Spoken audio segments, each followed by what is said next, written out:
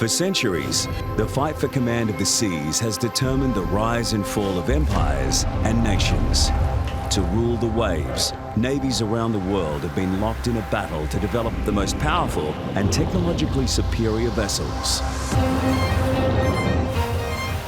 In this episode, we chart a course from the once revolutionary steam-powered Dreadnought battleships to the nuclear-powered fortresses that are the Nimitz-class aircraft carriers, and from the ever-evolving arms race below the surface to the new wave of amphibious craft and autonomous vessels above. This is the story of sea power.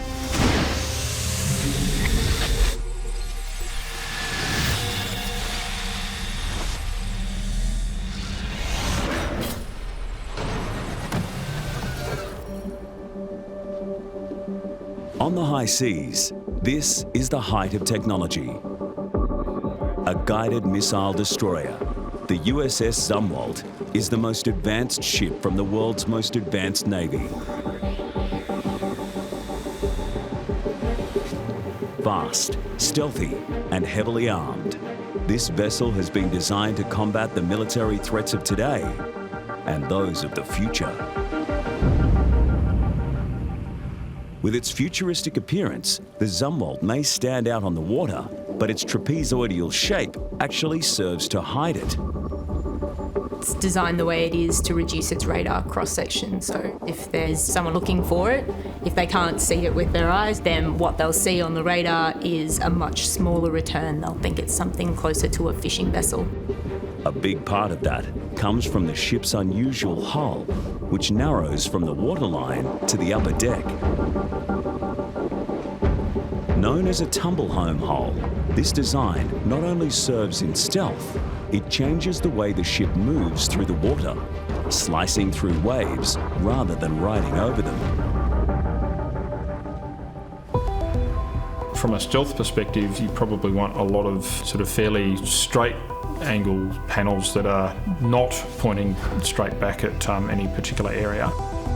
Highly automated, the ship can run with as few as 130 crew members, less than half needed on similar-sized warships. The most powerful destroyer in the history of the US Navy, the Zumwalt is also the first naval surface combatant to run on all-electric propulsion. Driving its electric generators are a set of two of the most powerful marine gas turbines in the world, the Rolls-Royce MT30, producing 78 megawatts of energy, enough to power 10,000 homes. The Zumwalt has more than it needs to drive its propellers and power the ship's service and combat systems. The excess energy is anticipated to power weapons and sensor systems upgrades, ensuring the ship remains at the cutting edge well into the future. For all its advances, the Zumwalt is not without its critics. The incorporation of a radical design with a host of experimental technologies has sparked concern as to whether this ship of the future can live up to expectations today. With only one completed and in service, the Zumwalt has yet to be tested in battle, and only time will tell if it charts a course for the future of the Navy.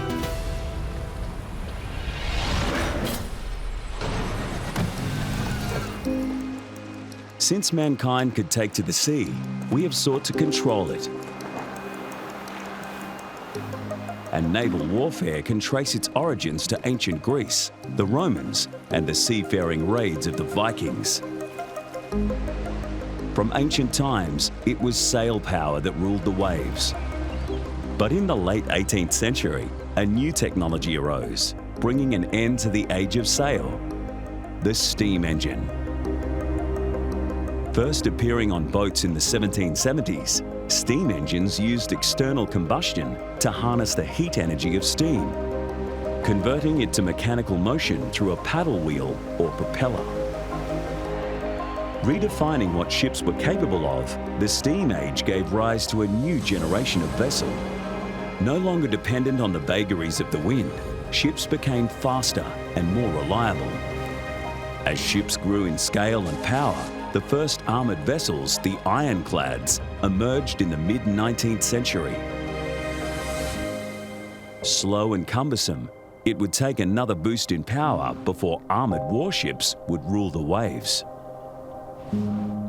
In 1884, British engineer Charles Parsons invented what he believed would unleash the full power of the steam engine, the steam turbine.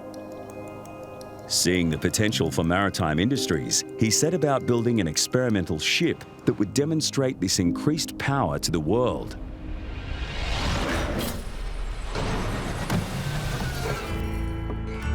The first steam turbine-powered ship, the Turbinia, though not equipped to fight, would shape the future of warships.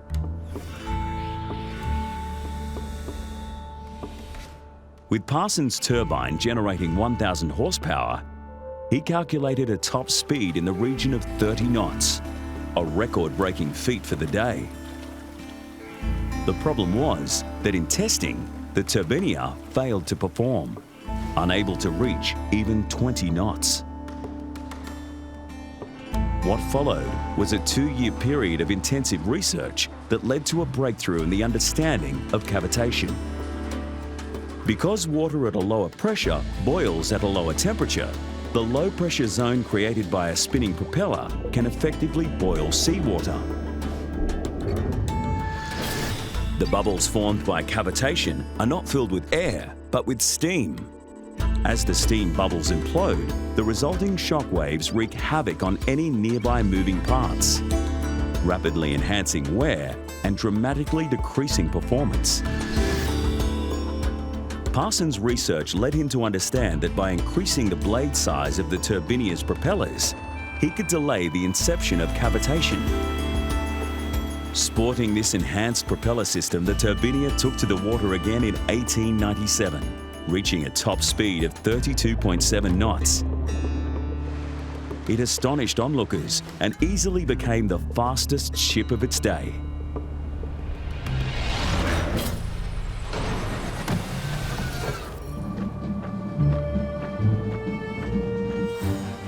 The unprecedented power unleashed by the steam turbine engine was quickly seized upon by naval forces around the world, helping usher in a new era in battleship design, the Dreadnought era. From the early 20th century, several navies around the world were toying with the concept of a battleship that would carry a uniform armament of heavy guns.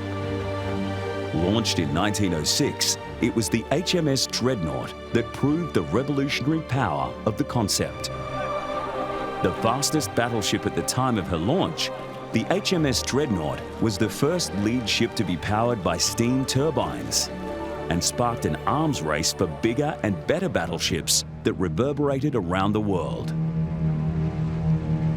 Fast and powerful, Dreadnought battleships were characterized by the exclusive use of turbine propulsion for speed and an array of large caliber guns for fighting.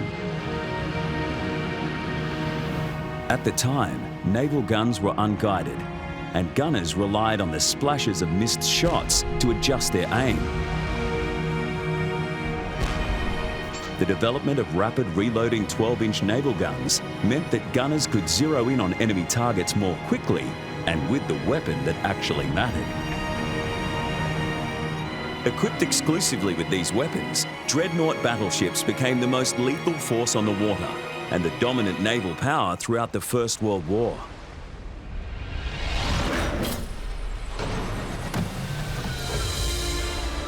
Technical developments continued to advance rapidly, and by the dawn of the Second World War, the Dreadnought class was superseded by a new style of multi-role battleship. The Iowa class represents the culmination of the battleship era and the ultimate decline of such ships in the ever-evolving world of naval warfare. The first of the 4 Iowa-class ships entered service in the US Navy in 1943, representing the most powerful class of battleship ever built. With her complement of about 2,000 men, the giant fighting ship goes through the battle maneuvers in readiness for that moment when her full weight will make itself felt in battle itself.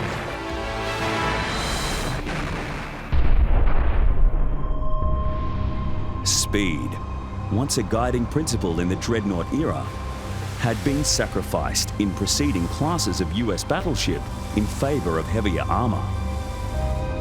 But with the longer-hulled Iowa class, speed was back at the forefront. And courtesy of 4 cross-compound steam turbine engines, they were the fastest battleships in the world, capable of a top speed of 32.5 knots. With battleships having long since moved away from the Dreadnought all-big gun configuration, the Iowas carried a range of firepower, from its array of small 20mm anti-aircraft cannons to its 9 huge anti-ship and shore bombardment guns.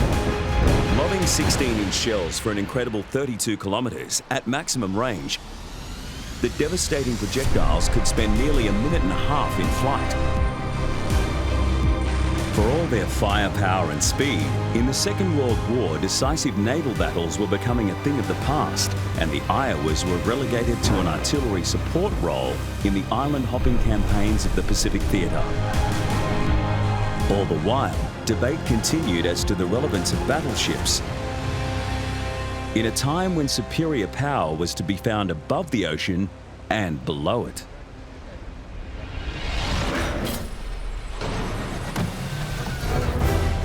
And it was below where the greatest revolution in naval warfare took place.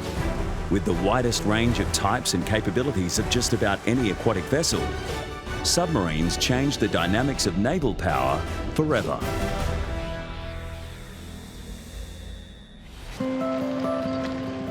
Experimentation with submersible craft dates back to the 16th century. But the myriad of engineering challenges posed by the underwater environment, from stability and navigation to life support and pressurization, meant that it was hundreds of years before viable designs were proven. And for this, much of the credit goes to one man. Considered the father of the modern submarine, John Holland was an Irish-born engineer who, in the late 19th century, built the vessel that proved the possibilities of underwater craft.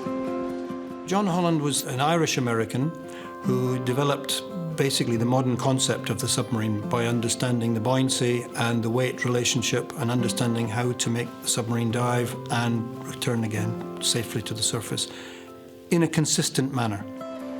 Combining an internal combustion engine for travel on the surface with an electric motor for propulsion beneath, Holland's prototype was the first vessel to run for any considerable distance while submerged. It was that enabling technology of the propulsion that enabled both flight and also it enabled submarines. The US Navy purchased Holland's model in 1900 and quickly ordered 6 more, inaugurating the first submarine fleet in the world. Today, what we know as the submarine owes much to the military, and the military was drawn to submarines for one reason: their ability to be weaponized.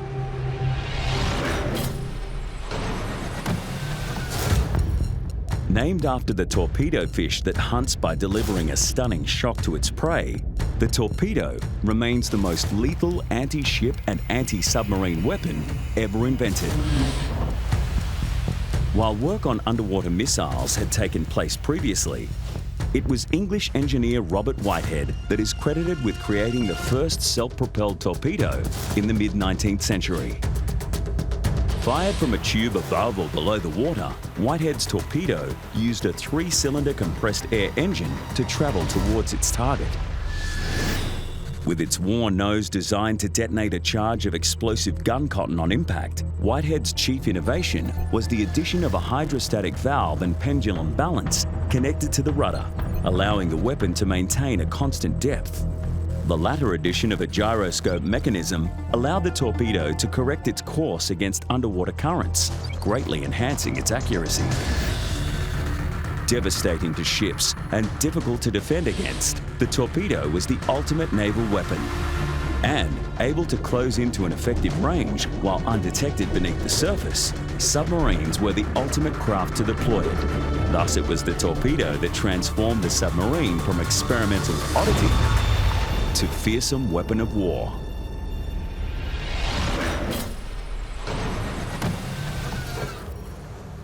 And throughout the 20th century, there were perhaps no submarines more fearsome than the U-boat. German for undersea boat, these craft, like all submarines of the era, were more submersible ships than true submarines.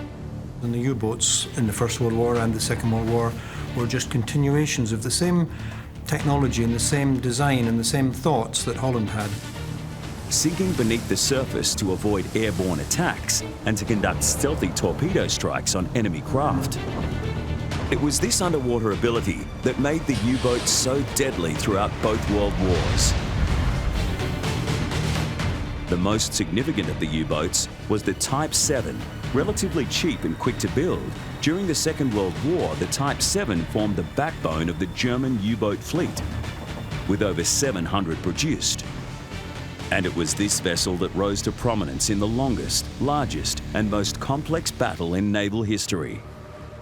At the beginning of the Second World War, submarines were being deployed by the Germans to sink the merchant ships that were going from America to support the UK. And in fact, Churchill is quoted as saying the most dangerous thing for him during the Second World War was the Battle of the Atlantic. The German U-boats, led by the Class 7, patrolled the Atlantic in dreaded wolf packs. With their small profile and tight living quarters for their small crew, the Type 7s were all about agility and armament. Running primarily on the surface under diesel engines, the Type 7 was capable of rapid crash dives, and this favoured manoeuvre saw them disappear beneath the waves in as little as 20 seconds. Here, their combustion engines could not be supplied with sufficient oxygen, and they switched to their less efficient electric motors. What was sacrificed in efficiency was gained in stealth, and listening from the depths with advanced underwater microphones, they set their torpedoes to sink dozens of warships and millions of tons worth of merchant cargo. But the tide eventually turned against the U-boats, and the hunter became the hunted. The breaking of Germany's Enigma code, along with new Allied tactics and weaponry that capitalized on the U-boats' limited underwater performance, rendered them little more than sitting ducks. In the closing stages of the Battle of the Atlantic, these craft came to be referred to as iron coffins.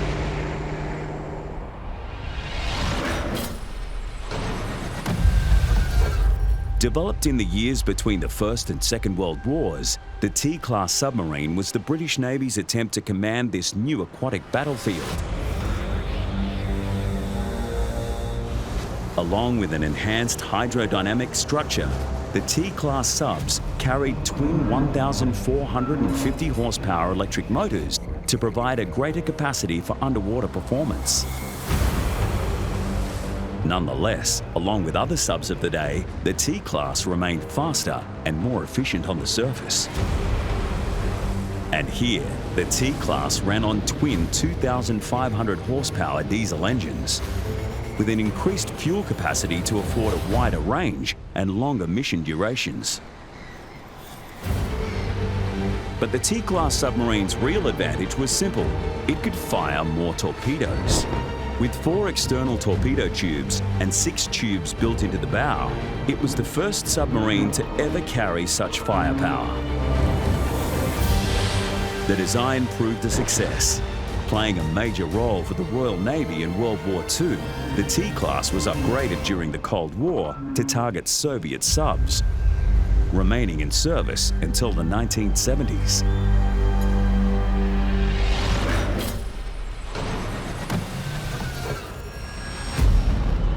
With submarines revolutionizing naval warfare from below, surface vessels needed to adapt to neutralize the threat.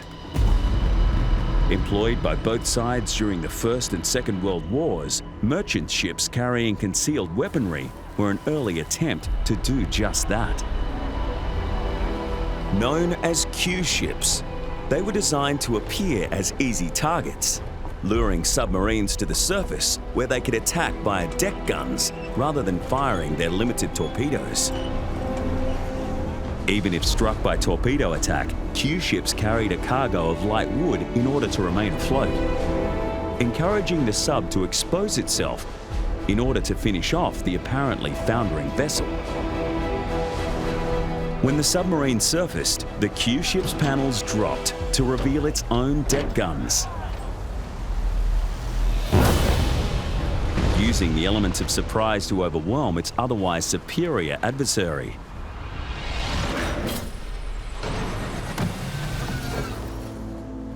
But the submarine menace would never be neutralized without more sophisticated methods. And one naval vessel proved especially adaptable to the role: the frigate. Today, post-war, the frigate is generally used to define a surface ship which has as its specialization hunting submarines. Warships built for speed and maneuverability, frigates were increasingly retrofitted with anti-submarine technologies during World War II. And this capability would be built into new models in the latter half of the 20th century. Models like the Leander class. First commissioned by the British Royal Navy in 1963, the Leander class became one of the most numerous and long-lived frigates in modern history, with derivatives of the design being adopted by other navies around the world.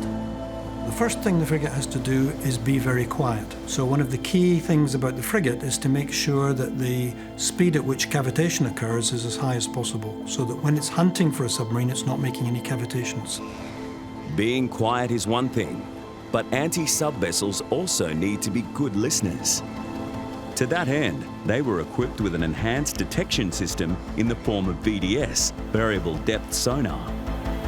Towed behind the ship, the Leander's VDS array emitted sound waves to echolocate objects underwater, determining bearing, range, and depth.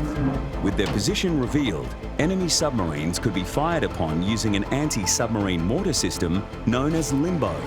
Launching depth charges in any direction around the ship, Limbo used 3 barrels to drop the explosives in a triangular pattern around the target, maximizing the chances of a hit. The other thing an anti-submarine frigate will have is a helicopter. The helicopter will be designed for anti-submarine purposes, and it will be able to fly and put a dipping sonar in the water and listen for submarines. Due in large part to these enhanced capabilities, not a single ship among the 26 Leanders was ever sunk by enemy action.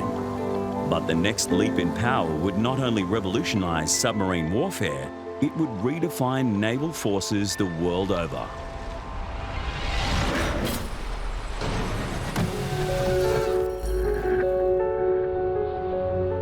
The nuclear revolution of the mid-20th century boosted both the power generation and the armament of naval vessels like nothing before. Thanks to nuclear power, submarines became true submersibles. Capable of remaining beneath the surface indefinitely, subs were now limited only by the supplies they could carry and the endurance of their crew, giving rise to a new generation of vessel. Mrs. Eisenhower took 2 hands to the job when she named and launched the American submarine Nautilus at Groton, Connecticut. The vessel is the world's first atomic-powered submarine. It's said to have cost over £10 million to build. Launched in 1954, the USS Nautilus represented an unparalleled breakthrough for submarines. Taking its name from the vessel in the science fiction classic 20,000 Leagues Under the Sea, this deep-diving giant turned imagination into reality. The key thing about the Nautilus, that was the first submarine to operate under nuclear power. And until that had happened, nobody really knew whether they could run a nuclear power station in a submarine. I mean, it's quite crazy thought, really, to take a nuclear power station and put it into the tiny little confines of a submarine. With diesel-electric submarines required to spend the majority of their time on the surface in order to charge their batteries for limited dives, non-nuclear subs were limited mainly to coastal defence. The Nautilus was designed to travel much further afield and primarily underwater. Among the many records for distance and speed that this new breed of submarine set, in 1958, the Nautilus travelled beneath the Arctic ice to become the first watercraft ever to reach the North Pole. Core to the incredible range and ability of the Nautilus was its S2W pressurized water reactor. As the atoms of nuclear material split, they generate heat. A pressurized water reactor uses a primary coolant system to circulate water through the reactor and absorb this heat. Pressurized so as not to boil, the now heated water in the system passes through a steam generator, where it transfers its heat to the secondary, unpressurized coolant system. With the water in the secondary loop vaporizing, steam is formed, which is directed to spin the turbine generator and produce the vessel's electricity. The small nuclear part, which is shielded, of course, from the people, is used to heat water into steam. The steam is then used to drive a steam turbine. The steam turbine then drives the shaft. So basically that's how the process works. Silent, consuming no air and producing no emissions, nuclear power was perfectly suited to submarines, and the pressurized water reactor became the basis for nearly all the US Navy's nuclear-powered subs, as well as its surface combat ships. The first of its kind, in operation, the Nautilus revealed a number of design and construction shortcomings. Nowadays, submarine hull shape design is quite different. It's not designed for running on the surface with the occasional trip underwater. It's designed underwater. And on the surface, it looks really odd because it's just making all the wrong waves. Its record-setting feats notwithstanding, this vessel was equally influential in identifying areas that future subs needed to improve upon.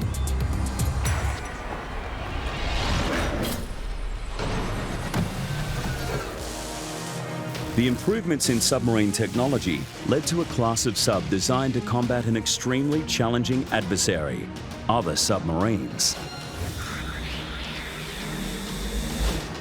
Hunter-killer submarines, like the US Navy's fleet of 13 Virginia-class vessels, are designed specifically to attack and sink other craft, above the surface or below. And it's below, in conflict with other subs, where technical superiority is everything. The first thing is detection. Submarines sail blind, dependent on sonar and radar to navigate their way and identify targets. The Virginia class is equipped with an array of sensors to enhance its detection abilities, including thermal imagers, laser rangefinders, and low-light high-resolution cameras.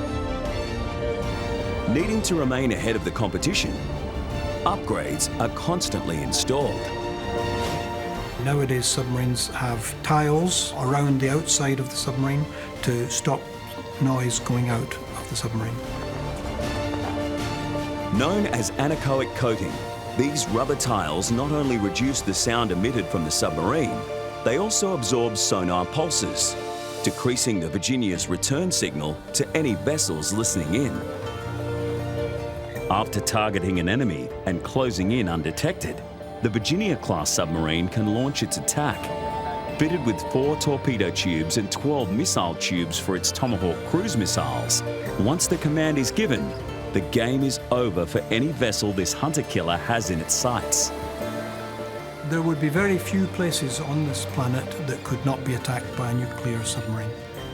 Just even a nuclear conventional submarine, not a nuclear ballistic submarine.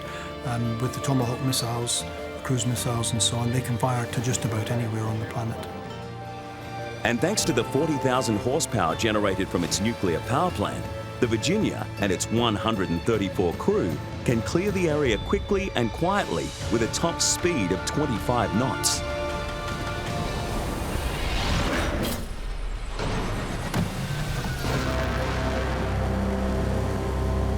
Known disarmingly as boomers, these vessels are the culmination of the underwater arms race. With the Cold War driving the proliferation of nuclear weapons, nuclear-powered submarines equipped to carry and launch ballistic nuclear missiles became the most powerful vessels in the world.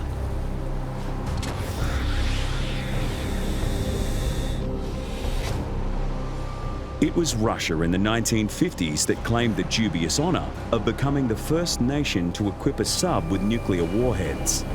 The US was quick to follow suit, and these two superpowers have continued to dominate the deployment of nuclear ballistic submarines. And the first of the ballistic missile submarines was the George Washington class. The George Washington was the first submarine to fire a ballistic missile from underwater.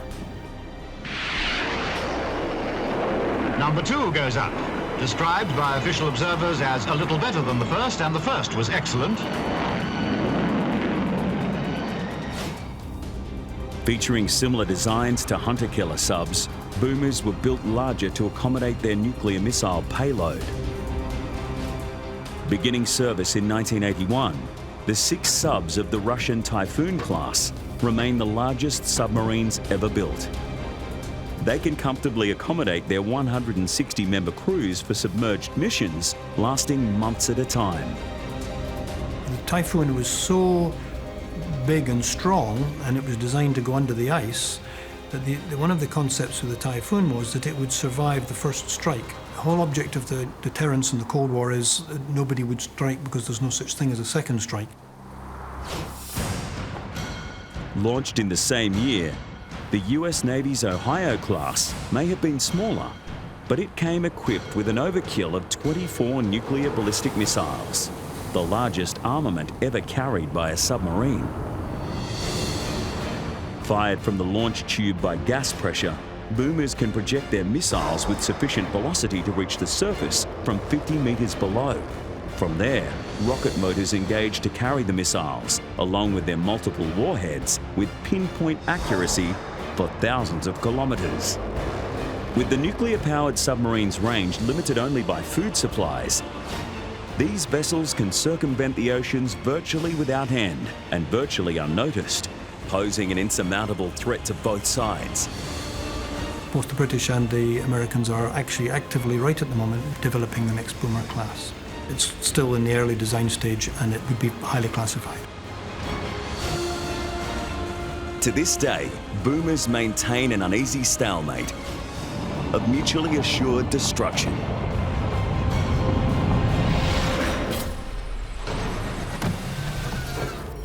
Just as the nuclear revolution changed what naval vessels were capable of, the rapid evolution of air power changed what naval vessels were for. With early 20th century fighter aircraft boasting greater range and precision than naval guns, a new kind of ship was needed to serve in a new kind of war.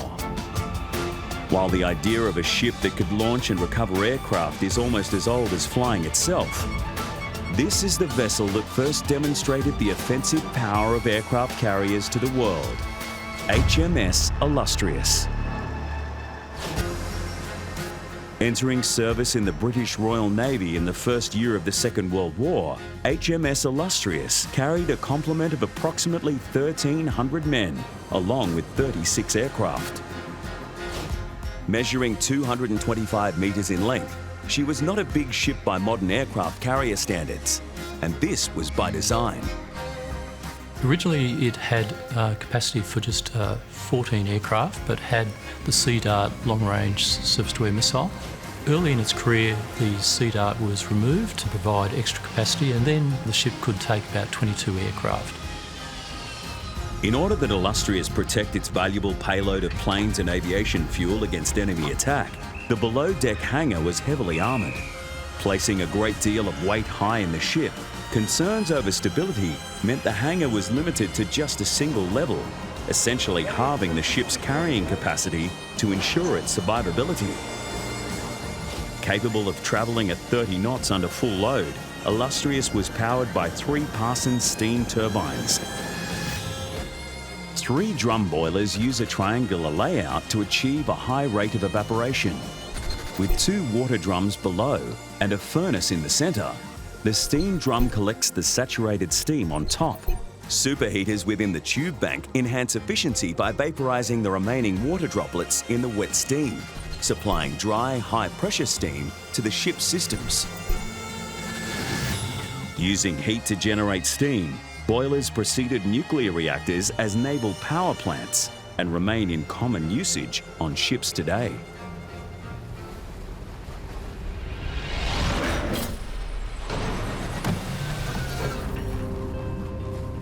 And this is the height of naval power today. The US Navy's Nimitz-class supercarriers.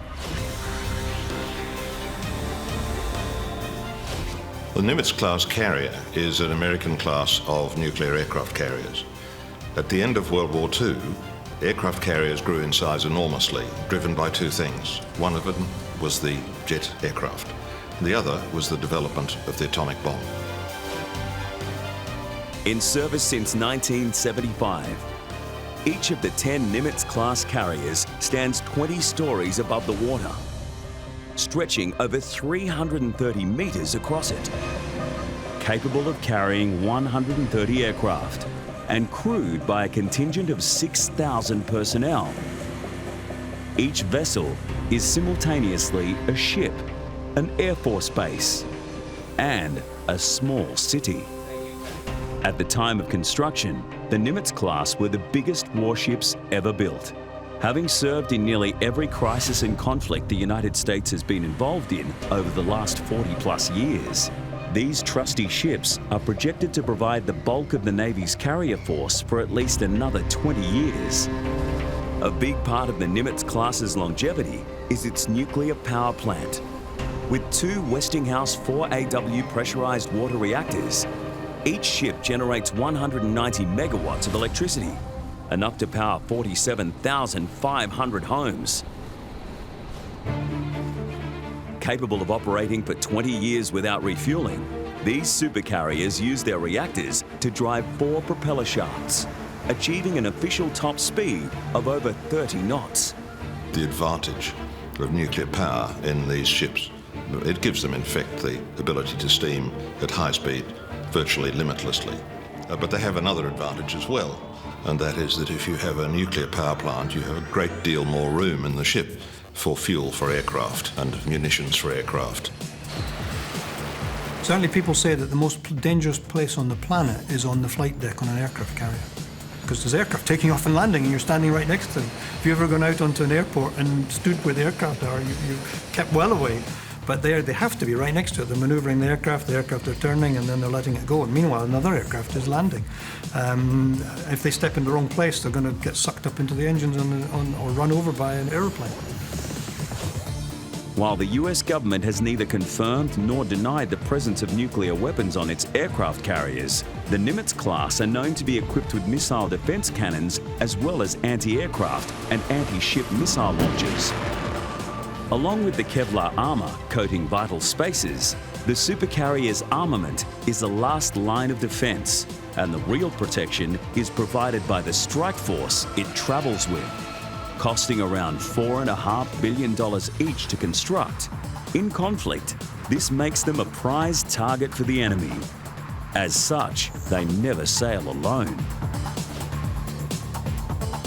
Made up of at least 1 submarine for protection from below and several varying warships and supply vessels on the surface, the already intimidating supercarriers are escorted by an equally intimidating strike force to ensure the objectives of their deployment are met.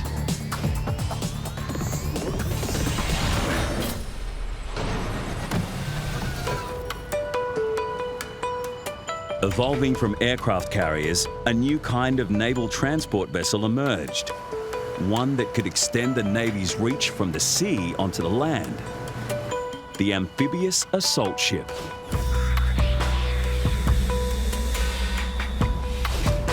The first amphibious assault ships from the 1950s were converted from small aircraft carriers, and even modern purpose-built vessels bear a strong resemblance in their design. While amphibious assault ships have maintained the ability to transport fighter aircraft, their landing decks are typically used to carry attack and utility helicopters in order to land troops and supplies into hostile territory. The Wasp-class landing helicopter dock, they're the largest amphibious ship in the world, and they have a combination of a flight deck, large helicopter hangar, a large vehicle deck for all the associated equipment that will be landed, a large troop capacity, and a well deck that can take up to 3 large landing craft.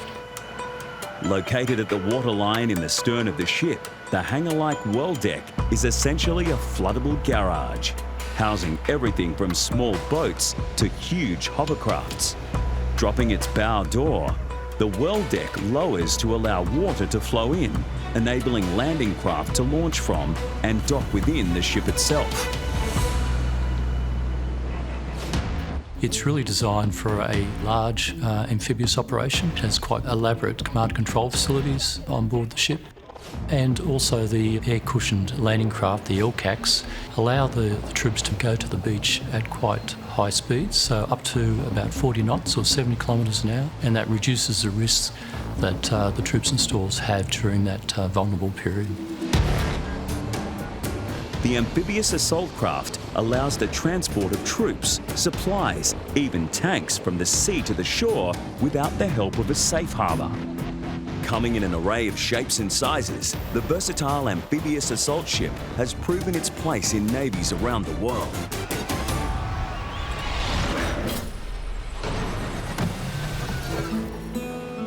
And in military engineering, the quest for improvement is relentless.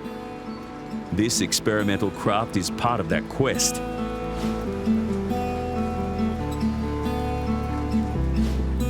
Known as a surface effect ship, or SES for short, it combines elements of a hovercraft with a catamaran to achieve enhanced performance. This model, the SES 100B, was built for the US Navy in the 1970s to test the feasibility of the surface effect concept for combat situations. With buoyant twin hulls like a catamaran, the vessel has excellent stability. By employing a hovercraft air cushion, the SES 100B is able to rise up, leaving just a small portion of its hull submerged.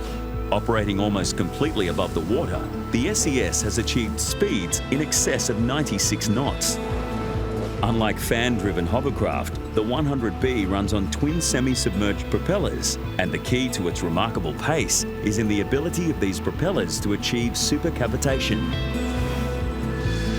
With cavitation creating steam bubbles in water, supercavitation takes advantage of the phenomenon by creating bubbles large enough to encompass an object. In this case, the propellers. With the propellers travelling through pockets of air rather than water, skin friction drag is greatly reduced, translating to much higher speeds. But with its rigid hulls, the SES 100B lacked the land-going capabilities of its amphibious counterpart, and whilst having great influence on civilian vessels, never made it into military service.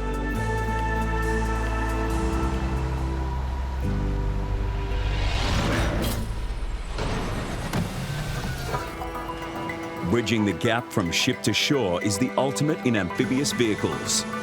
Gliding over water and land alike, landing craft air cushions, known in civilian terms as hovercraft, are capable of penetrating over 80% of the world's coastlines.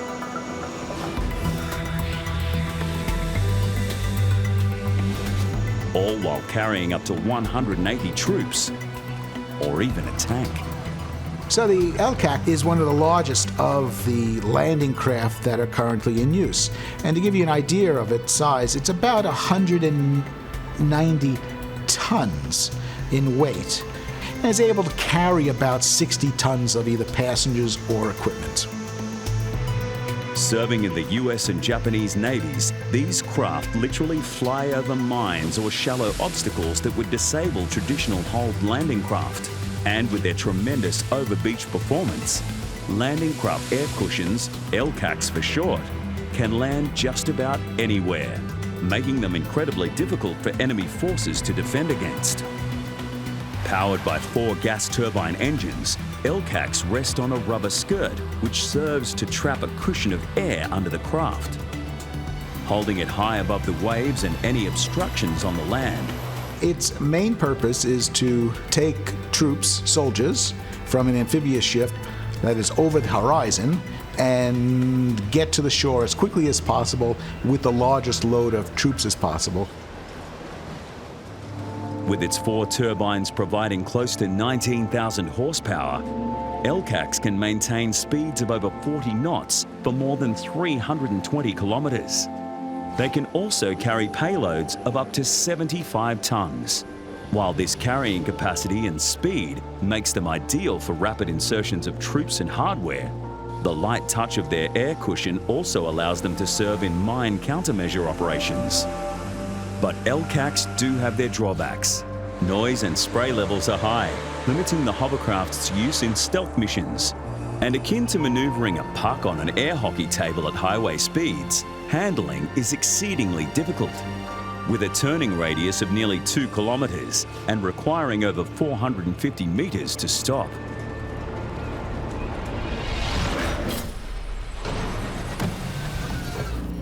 But this experimental craft could be the US Navy's ultimate solution in connecting sea to shore.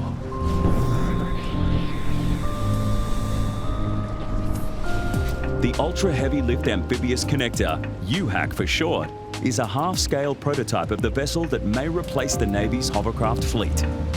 Essentially a floating tank, the UHAC runs on 2 tracks comprised of dozens of dense air-impregnated foam blocks that provide buoyancy as they paddle through the water and traction as they roll across the land.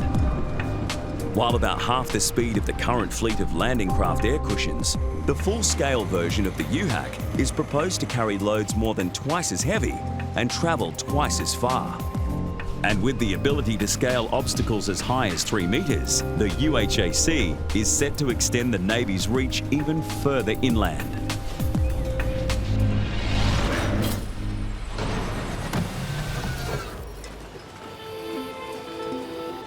Today, the large-scale naval technology is giving way to smaller and smarter systems of control over the seaways. This is the Sea Hunter, an experimental, unmanned vessel from the Defence Advanced Research Projects Agency. It is poised to patrol the open seas for the US Navy, guarding against intrusions from enemy subs. With its trimaran design, affording excellent seaworthiness even in the roughest conditions, the Sea Hunter will brave the oceans alone, maintaining a constant vigil. So the trimaran shape definitely has advantages in seakeeping.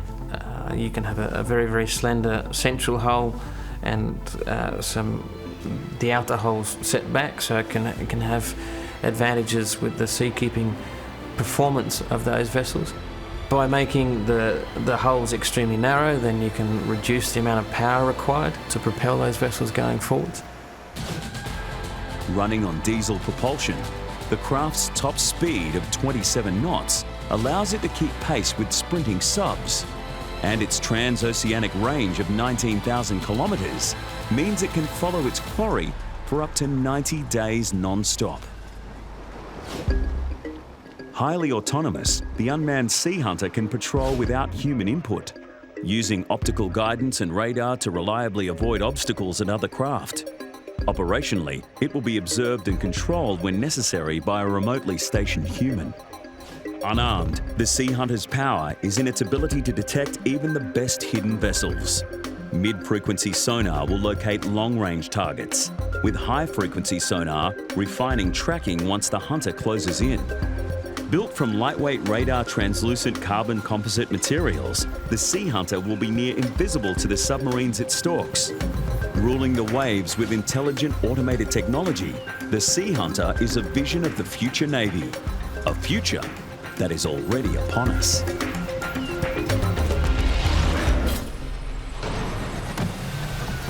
From the age of sail to the age of steam, from battleships to aircraft carriers, and nuclear subs to alternative and autonomous craft, naval vessels have kept pace with the great technological shifts in history. And today, as ever, the naval forces remain at the ready, anticipating the next leap in seagoing power.